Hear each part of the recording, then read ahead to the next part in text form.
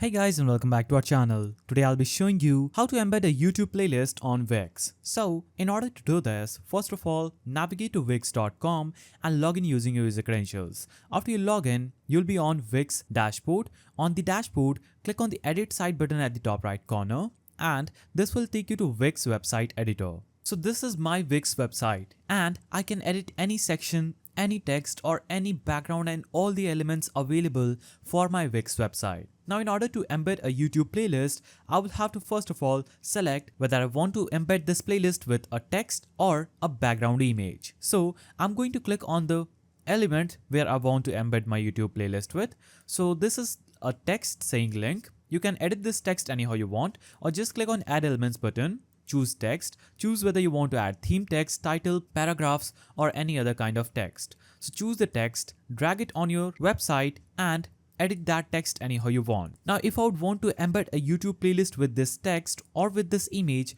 I will have to search for this small link button. So click on this small link button just right here and this will open up this pop-up. Here you'll have to just navigate to page section or a web address section and navigate back to YouTube, copy the link of the playlist that you want to embed, navigate back to Wix website editor and paste that URL just right here.